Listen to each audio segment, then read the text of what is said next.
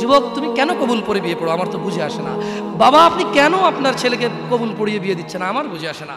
ভাই আপনি কেন আপনার মেয়েকে কবুল পড়িয়ে বিয়ে দিচ্ছেন, আমার বুঝে আসে না।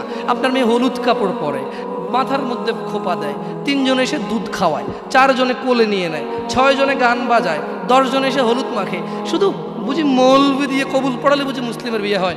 শুনুন, আপনার নবী মুহাম্মদুর রাসূলুল্লাহ সাল্লাল্লাহু আলাইহি ওয়াসাল্লাম কবুলের পদ্ধতি দিয়ে গেছেন, তাই কবুল পড়ায় মুসলমানের বিয়ে মনে করেন না। কিন্তু বাকি যেগুলো করেন এগুলো কার পদ্ধতি?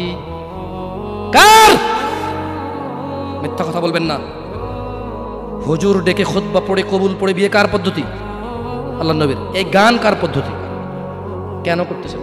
ওটা তো আপনার বিয়ের অংশ, বিয়ে না হলে তো বাজাতেন না।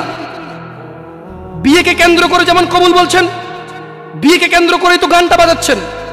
কয়জন নবীর উম্মত আপনি? আপনার নবীর নাম কি?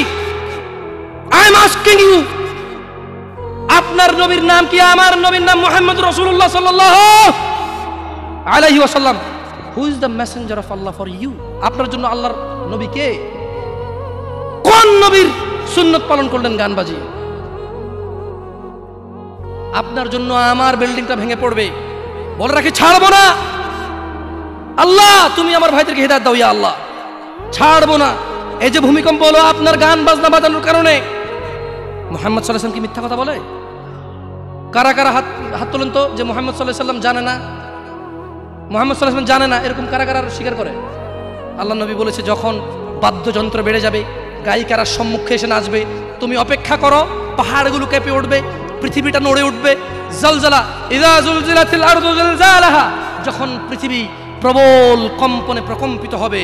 ওয়া খরাজাতিল আরদু আসকালাহা, যখন এই মাটি তার ভিতরে যা আছে একদম লাথি মেরে বের করে দেবে, লাশ হোক আর যাই হোক, মাটি বলবে যে বেরো, বেরো আমার থেকে, বেরো, আমি তোর আর কাউকে রাখবো না। ওয়া ক্বাল আল ইনসান, মানুষ বলবে মালাহা মালাহা, পৃথিবীটা কি হলো, এই মাটির কি হলো? কেন সে কবরগুলো লাশগুলো বের করে দিচ্ছে? কেন সে স্বর্ণ মতি হীরা মানিক্য বের করে দিচ্ছে? মালাহা, এর কি হলো? কেন পাহাড় নড়ে উঠছে? কেন পাহাড় ভেঙে চূর্ণ বিচূর্ণ হয়ে যাচ্ছে? মানুষ বলবে মালাহা, পৃথিবীর কি হলো? বিআন্না রাব্বাকা আওহালাহা, পৃথিবী এটা করবে। বিআন্না রাব্বাক, কারণ তোমার প্রতিপালক আওহালাহা, পৃথিবীকে আদেশ করেছে।